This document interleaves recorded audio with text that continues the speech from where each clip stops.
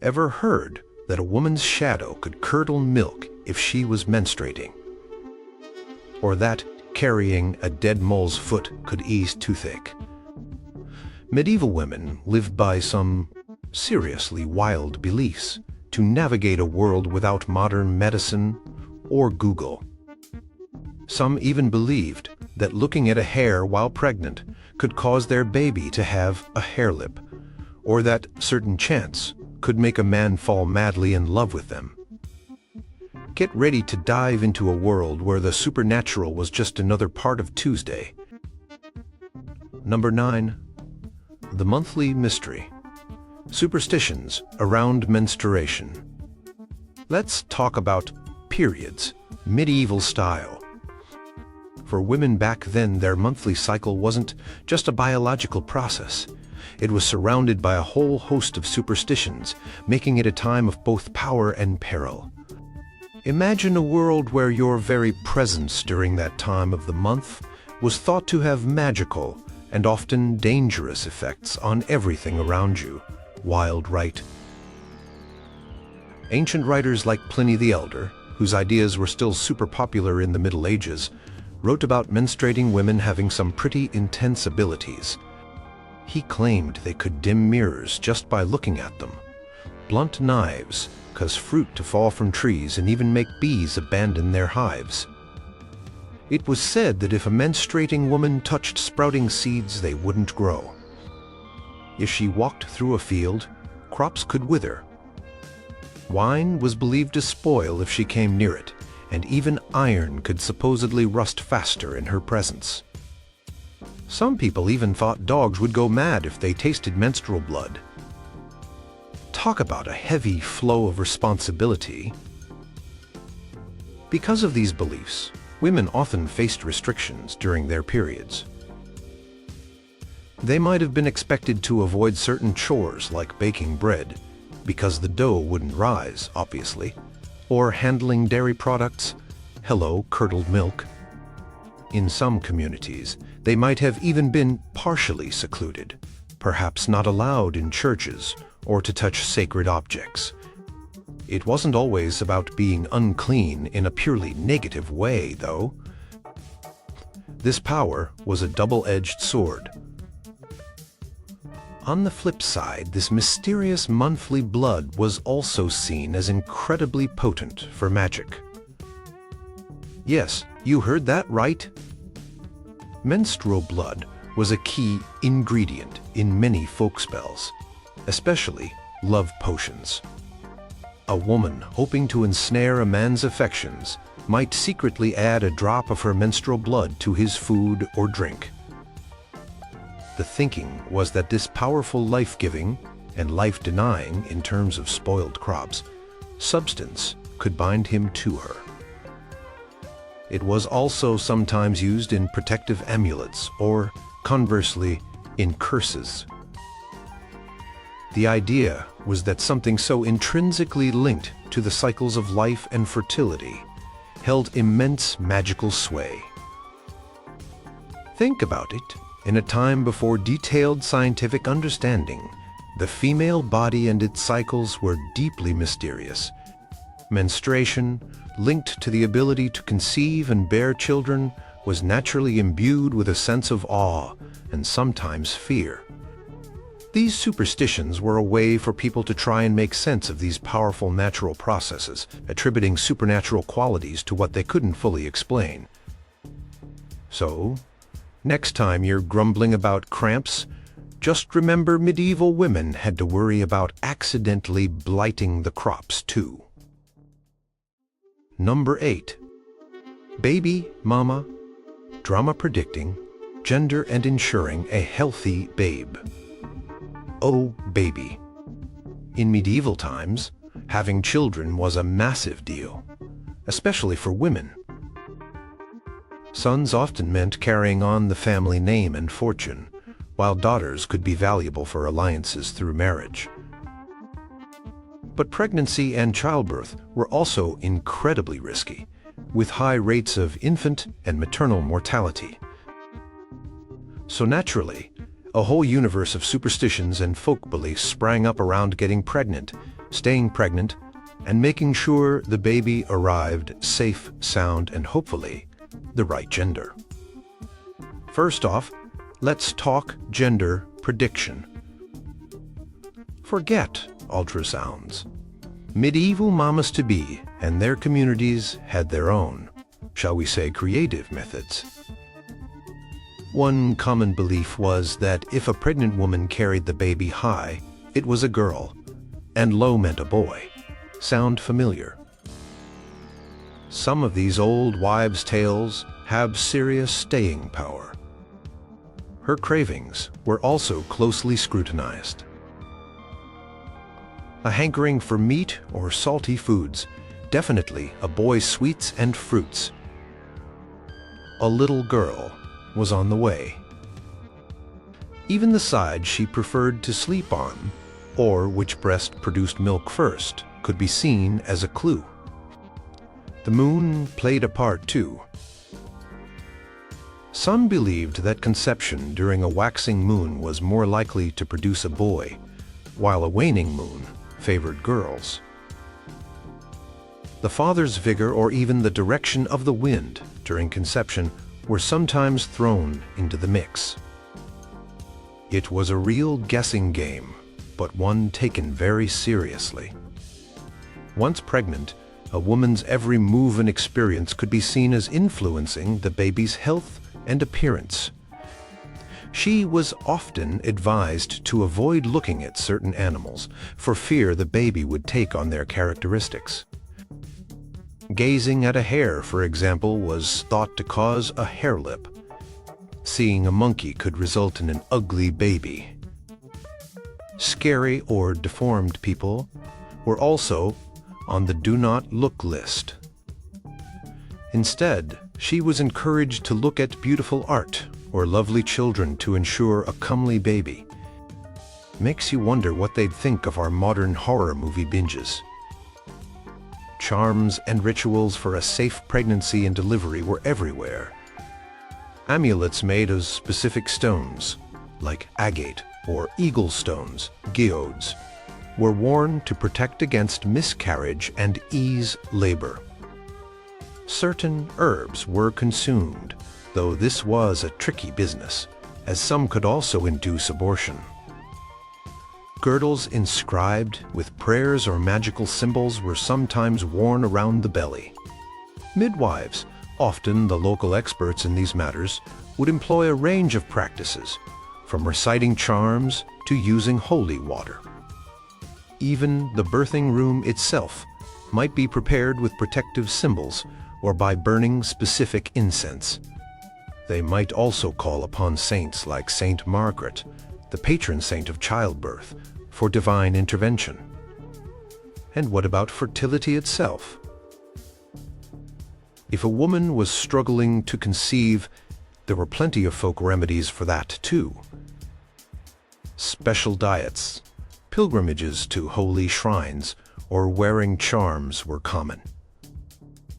Some remedies involve consuming concoctions of herbs, animal parts, yeeks, or even touching specific relics. The pressure to have children was immense, so women would often try anything and everything suggested by local wise women or passed down through family lore. It was a world where hope, fear, and a hefty dose of superstition governed one of the most fundamental human experiences. Number 7. Love potions and husband hunting. Magical ways to snag a man. Forget dating apps. Medieval women looking for love, or more accurately a husband, since marriage was often about survival and social standing, sometimes turned to a different kind of magic. Actual magic. In a society where a woman's security and status were heavily tied to her marital status, finding a suitable partner was a top priority. And if nature wasn't cooperating, well, a little supernatural assistance couldn't hurt, right? Love potions and charms were a staple in the medieval toolkit of romance. These weren't always the bubbling cauldrons you see in movies. Often they were much more personal and frankly a bit icky by modern standards. A common ingredient: bodily fluids. Yes, you read that correctly. A few strands of her hair, some nail clippings, a drop of her blood, menstrual or otherwise, or even her sweat or saliva might be secretly baked into a cake or mixed into a drink for the unsuspecting object of her affection. The idea was that a part of her, consumed by him, would magically bind his affections to her. Intimate in a rather invasive way. Herbs also played a huge role. Plants like vervain, mandrake, with its human-shaped root, periwinkle, and basil were all believed to have love-inducing properties. These might be carried as a charm, sewn into clothing, or used in potions. Sometimes the woman would need to pick the herbs at a specific time, like under a full moon or on a particular saint's day, while reciting certain words or incantations to activate their power. Then there were the rituals. A young woman might peel an apple all in one go and then throw the peel over her shoulder. The shape it formed on the floor was supposed to be the initial of her future husband. Or she might stick apple pips to her forehead, naming each one for a potential suitor. The one that stayed on longest was the one. Nuts were also popular for love divination, especially around Halloween or All Hallows Eve. 2 nuts would be placed by the fire, one representing the woman and one her beloved. If they burned steadily together, a happy union was foretold. If one popped or sizzled away, well, things weren't looking so good. Mirrors were another tool for peering into the romantic future. A woman might sit in a darkened room on a specific night, gazing into a mirror sometimes over her shoulder, hoping to catch a glimpse of her future husband's face. These practices were often done in groups, a bit like a medieval slumber party activity, full of giggles, hopes, and perhaps a little bit of fear. Of course, the church wasn't too keen on these magical practices, viewing them as superstition at best and demonic interference at worst. But for many women, these beliefs offered a sense of agency in a world where their choices about marriage were often limited. If you couldn't choose your husband, maybe you could at least try to magically make him a good one, or ensure he loved you. It was a blend of hope, desperation, and a deep-seated belief in the unseen forces that could shape their lives and loves. So, while we swipe right, they were stirring up something a bit more potent. Number 6. Home Sweet Haunted Home, warding off evil from the hearth. For a medieval woman, her home was her kingdom, her workshop, and her responsibility. But it wasn't just dust bunnies and leaky roofs she had to worry about. Her home was also seen as vulnerable to all sorts of unseen nasties, evil spirits, mischievous sprites, bad luck, and the curses of ill-intentioned neighbors, aka witches. So a big part of keeping house was spiritual housekeeping, employing a range of superstitions and folk practices to keep the bads out and the good eads in. One of the most common ways to protect the home was by using specific objects believed to have apotropaic, evil-averting powers. A horseshoe nailed above the doorway, points upwards to keep the luck from running out, was a classic. Iron, in general, was considered a powerful repellent against fairies and evil spirits, so having iron tools or decorations near entrances was a good move. Salt. Another purifying substance might be sprinkled across thresholds or in corners of rooms to keep evil at bay. Plants also played a protective role. Branches of rowan, mountain ash, were often hung over doors or placed in windows, because it was thought to be particularly effective against witches and enchantments. Dill was another herb believed to offer protection, sometimes carried or hung in the home. St. John's wort, gathered on Midsummer's Eve, was considered especially powerful for warding off evil spirits, and was often displayed in homes. Things could get a bit weirder, though. Archaeologists have found some pretty peculiar things deliberately concealed within the walls, chimneys, or under the floors of old houses. These include shoes, often well-worn children's shoes, witch bottles, and even mummified cats. Why, you ask? Well, the old shoe was thought to act as a decoy, luring an evil spirit or witch to attack it instead of the home's inhabitants. Or it could trap the spirit. Witch bottles were typically pottery or glass jars filled with things like bent pins, human hair, nail clippings, and urine. Yup, urine? The idea was that any negative spell directed at the household would be drawn into the bottle and neutralized or reflected back at the sender. As for the dried cats, they were often placed in walls during construction, believed to scare off vermin, both natural and supernatural, and evil spirits. Imagine finding that, during a home renovation, thresholds, doorways, windows, and chimneys were seen as particularly vulnerable points of entry for malevolent forces. That's why so many protective measures were focused on these areas. Chimneys were a direct route into the heart of the home, the hearth, so things were often hidden there to block or trap anything nasty coming down. Specific times were also seen as more dangerous, like nighttime or certain days of the year, like Halloween or Walpurgis night, when the veil between worlds was thought to be thinner. Women would often perform little rituals, like saying prayers or making the sign of the cross over openings before bed. It was all about creating a safe, sanctified space for the family in a world perceived to be full of hidden dangers. Keeping the home safe meant more than just locking the door. It meant spiritual warfare, medieval woman style. Number 5. Creature comforts and curses. Animal omens and their meanings. In medieval times, people lived cheek by jowl with animals. They were essential for food, farming, transport, and companionship.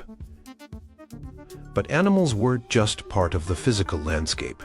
They were deeply woven into the spiritual and superstitious fabric of daily life, especially for women who were often keen observers of their domestic environment.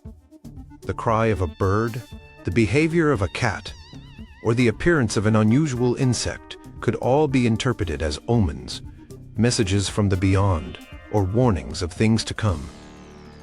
Birds were big-time messengers. The cawing of a raven or crow, especially if it flew over the house, was often seen as a portent of death or misfortune. The number of magpies you saw was crucial. 1 for sorrow, 2 for joy, 3 for a girl, 4 for a boy. Though variations of this rhyme existed across different regions. An owl hooting near the house at night could also be a bad sign, sometimes foretelling illness. On the brighter side, a robin tapping at the window might be seen as a friendly spirit or a sign of good luck. Domestic animals were closely watched too. If a dog howled inconsolably for no apparent reason, especially at night, it was often thought to signify an impending death in the family or neighborhood. Cats, of course, had a complex reputation. While a black cat crossing your path was, and sometimes still is, considered bad luck in some places, in others it was good luck. Cats were also associated with witches, so unusual feline behavior could spark suspicion. If a cat washed its face, It was said to mean visitors were coming. Insects weren't left out. A spider spinning a web in the house could be a sign of money coming your way. So think twice before you vacuum them up. Bees were generally considered lucky, and their presence around the home was a good omen. Harming bees or disturbing their hive could bring bad fortune. Some animals had very specific connections to women's lives. The weasel, for instance, was a creature of mixed reputation. In some lore, it was associated with witchcraft or seen as a bad omen. However, in other traditions, a weasel encountered during pregnancy or childbirth could have specific meanings, sometimes even being seen as a helper. There's a fascinating story from ancient Greece, which may have had echoes in medieval folk belief, where a weasel helped a woman in difficult labor. Conversely, seeing a hare cross one's path could be a bad omen, and as mentioned before, pregnant women were advised not to look at hares. Interpreting these animal omens was a skill often passed down through generations of women. It wasn't just about what animal you saw, but how it behaved, the direction it was going, or the time of day you saw it. For example, birds flying from right to left might be a bad sign, while left to right was good, or vice versa, depending on local tradition. These beliefs provided a way to feel a little more in control, a way to try and read the future or understand a misfortune in a world that was often unpredictable and harsh. The natural world was speaking, and medieval women were listening very, very carefully. Number 4. When "oops, I did it again" meant a changeling. Fairy fears and baby swaps. Imagine this. Your beautiful, healthy baby suddenly becomes sickly, cries all the time, and just doesn't seem like your child anymore. In medieval times, before modern medicine could explain things like infant colic, genetic disorders, or sudden infant death syndrome, one terrifying explanation loomed large in the minds of parents, especially mothers: changelings. The belief was that fairies, elves, or other supernatural beings would sneak into homes, steal a human baby, and leave one of their own, a sickly, ill-tempered, or non-human creature, in its place chilling right. Why would fairies want human babies? Theories varied. Some believed fairies wanted to strengthen their own race with human blood, or they needed human children as servants. Or perhaps they just enjoyed a bit of malicious mischief. Whatever the reason, the fear was very real. Newborns and unbaptized infants were considered especially vulnerable. This is one reason why baptism was often performed as quickly as possible after birth. It was thought to offer spiritual protection. So how could a distraught mother tell if her precious little one had been swapped? There were signs to look for. A changeling might have an unnatural appearance, perhaps too pale, too hairy, or with some slight deformity. They were often described as having an insatiable appetite, yet failing to thrive or grow. They might cry incessantly with a strange, eerie wail, or be unusually quiet and unresponsive. Some changelings were believed to possess an uncanny wisdom or cunning that was unnatural for a baby. Basically, any deviation from a normal, healthy baby could raise the terrifying suspicion of a fairy swap. Naturally, medieval mothers were armed with a whole arsenal of folk practices to protect their infants. Iron was a classic fairy repellent.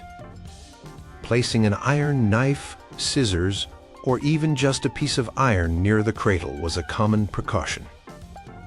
Salt, another powerful protective substance, might be sprinkled around the baby's bed. Certain herbs, like St. John's wort or rowan, were also used. Leaving a pair of the father's trousers draped over the cradle was another method, thought to deter the fairies. And crucially, a baby was never, ever to be left completely alone, especially before baptism. Even praising a baby too much was sometimes avoided, for fear of attracting the attention of envious fairies.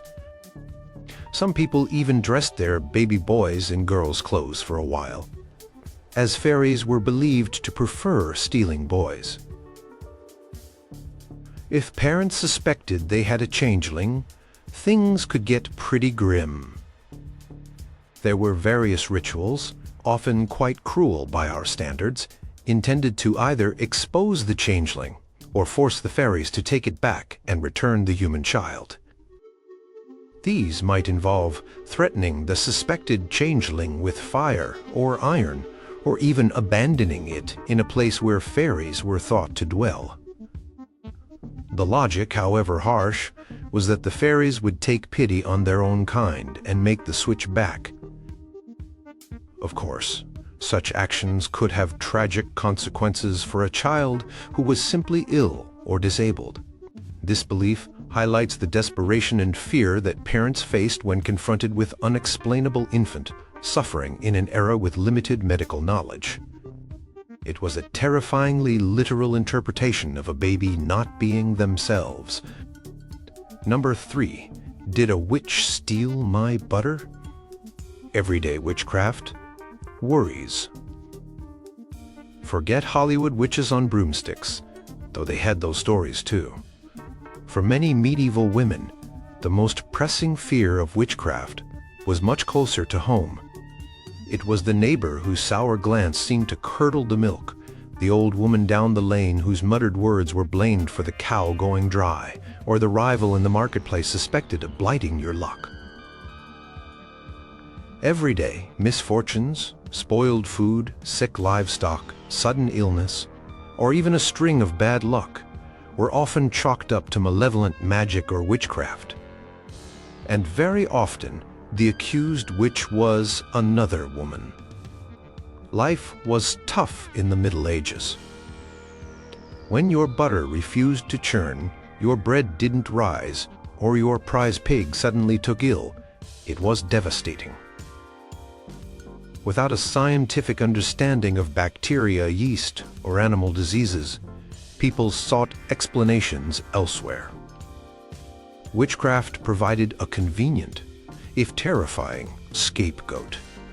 It was believed that a witch, through a pact with the devil or by using innate evil powers, could magically steal the profit or luck from a household. For example, a witch could supposedly make your cow's milk flow into her own pail, even from a distance. This was known as milk charming. She could also make your ale go sour, your animals barren, or your children sick. The evil eye was another pervasive fear. This was the belief that a person, often someone envious or harboring ill will, could cause harm simply by looking at you, your children, your livestock, or your possessions with malice. Women and children were thought to be particularly vulnerable. A compliment, if not accompanied by a protective phrase like, "God bless you," could even be suspected of hiding an evil eye's curse. So, how did medieval women protect themselves and their households from these magical attacks? They had their own forms of counter-magic and protection. Salt was a common purifier and protector, sprinkled around the house or carried in a small bag. Iron, especially horseshoes, was hung up to ward off evil. Certain herbs, like St. John's wort, rowan, angelica, and dill, were kept in the home or worn as amulets. Making the sign of the cross, reciting specific prayers, or using holy water were also common practices.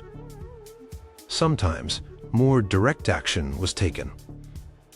If a woman suspected her butter was bewitched, she might try to break the spell by plunging a hot poker into the churn, believing this would burn the witch. Witch marks like intertwined vers for Virgo virginum, virgin of virgins, or daisy wheels, hexafoils, were sometimes carved into the beams or fireplaces of houses to keep witches out.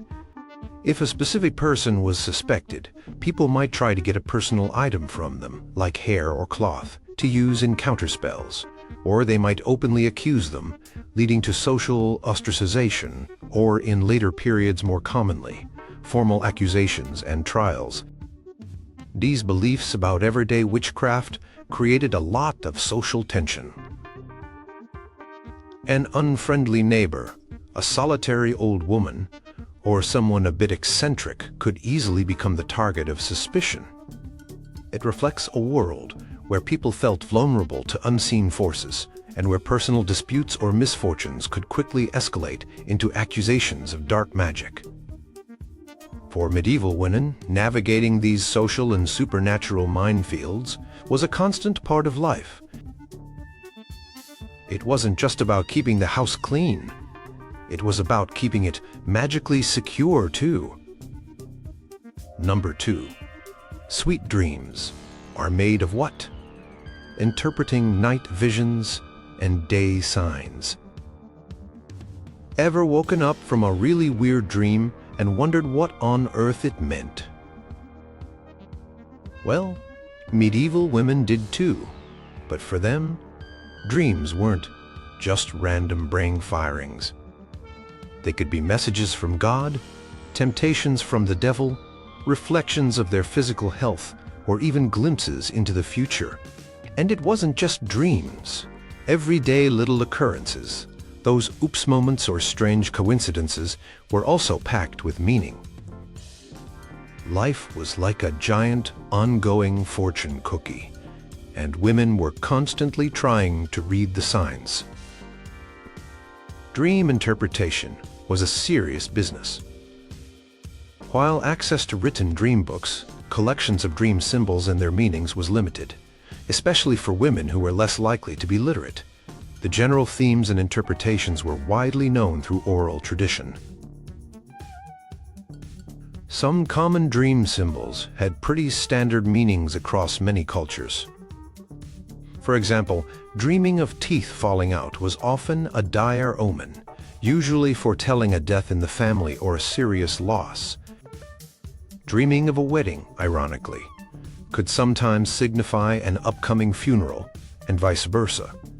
The principle of dreams go by contraries. Flying in a dream might mean freedom, or conversely, a dangerous ambition. Clear water was good. Muddy water, not so much. The source of the dream was also important. A dream could be divinely inspired, offering guidance or warning. It could be a trick from demonic forces, leading one astray. Medical theory of the time also suggested dreams could be influenced by the body's humors. An imbalance could cause disturbing or specific types of dreams. A woman might share her dreams with trusted family members, or a local wise woman to help decipher their hidden messages, hoping to gain insight into her health, her fortune, or what the future held. But the signs didn't stop when they woke up. The waking world was also full of omens. Did your right palm itch? Great news, money was coming your way. Left palm itching. You might be about to pay out. Sneezing was a big one. A sneeze could expel an evil spirit, or it could be a sign of good or bad luck, depending on the day of the week or the time of day. Hence the common response, God bless you, to protect the sneezer from any lurking evil that might try to enter during that vulnerable moment. Spilling salt was a definite no. No, a sign of bad luck or an impending argument. If you did, you had to immediately throw a pinch over your left shoulder to ward off the devil, who was thought to be lurking there, breaking a mirror. That was 7 years of bad luck, a belief that still lingers today. Stumbling, especially on the stairs or when leaving the house, could be a bad omen for whatever journey or task you were about to undertake. Even the firsts of the day or year held significance. For instance, first footing on New Year's Day was a big deal. The first person to cross your threshold in the new year. The first foot could determine the household's luck for the entire year. Ideally, it should be a dark-haired man bringing symbolic gifts like coal, bread, or silver. A woman, or a fair-haired person, as a first footer, was sometimes considered unlucky. These beliefs, while perhaps seeming quaint or silly to us, provided a framework for understanding a world that often felt chaotic and unpredictable. For medieval women, being attuned to these signs and omens was a way of navigating life, seeking reassurance, and preparing for whatever fate might bring. Number 1. She turned me into a newt. Well, almost healing charms and folk remedies. Okay, so maybe not a newt. That's more Monty Python than medieval reality. But if you got sick in the Middle Ages, and you were a woman or her child, chances are your first port of call wasn't a university-trained physician. It was often the lady of the house, your mother, grandmother, or a local wise woman who relied on a fascinating and sometimes alarming mix of herbal remedies, charms, and deeply ingrained folk beliefs to try and make you better. Formal medical care was scarce and expensive, so women were the primary healers for their families and communities. Theories about what caused illness were varied and often intertwined. An imbalance of the body's 4 humors, blood, phlegm, yellow bile, black bile, was a common medical theory that filtered down into folk understanding. But illness could also be blamed on sinful behavior, divine punishment, demonic possession, the evil eye, a curse from a witch, or even the intrusion of a magical elf shot, an invisible arrow fired by elves or fairies. So, healing often involved tackling both the physical symptoms and the supposed supernatural cause. Herbal remedies were a cornerstone of folk healing. Women cultivated herb gardens or knew where to gather wild plants with medicinal properties. Knowledge of which plants to use for which ailments, for fevers, coughs, wounds, digestive issues, or childbirth pains was passed down through generations. They'd prepare poultices to draw out infection, infusions, teas to be drunk, or decoctions, simmered remedies. Think soothing chamomile for sleep, plantain leaves for wounds, or willow bark, a natural source of salicin similar to aspirin for pain and fever. Some of these had real medicinal effects. Others, well, the placebo effect can be powerful. But it often wasn't just about the herb itself. It was how and when it was gathered and administered. Specific prayers, chants, or incantations might need to be said while picking the plant or preparing the remedy. These charms often blended Christian elements, invoking saints or the Trinity, with much older, possibly pagan formulas and seemingly nonsensical words believed to hold power. The timing could be crucial. Herbs gathered at dawn under a full moon or on a particular saint's day were thought to be more potent. Sympathetic magic. The idea of like cures like was also very common. This is where the doctrine of signatures came, in the belief that a plant's appearance gave clues to its use. For example, a plant with heart-shaped leaves might be used for heart ailments, or yellow flowers like celandine for jaundice, which causes yellowing of the skin. Lungwort, with its spotted leaves resembling diseased lungs, was used for respiratory problems. Transference was another popular healing technique. The illness would be magically transferred to an animal, another person, an object, or even a plant. For a fever, a woman might tie a live spider in a nutshell and hang it around the patient's neck, believing the fever would pass into the spider. Or they might bury certain items in the ground, hoping the illness would go with them. Amulets were also widely used. Specific stones, written charms, sewn into little bags, or dried animal parts worn on the body to ward off disease or promote healing. For a toothache, carrying a mole's foot or a nail from a coffin was sometimes recommended. Yikes! And some remedies were just plain stomach turning by today's standards. Poultices made from animal dung were not uncommon, and concoctions involving things like woodlice, earthworms, or snail slime were prescribed. While it all sounds pretty wild to us, for medieval women, these practices were born out of a desperate need to alleviate suffering in a world without antibiotics or modern surgical techniques. They used the knowledge and beliefs available to them, blending practicality with a deep-seated faith in the power of nature and the supernatural to heal.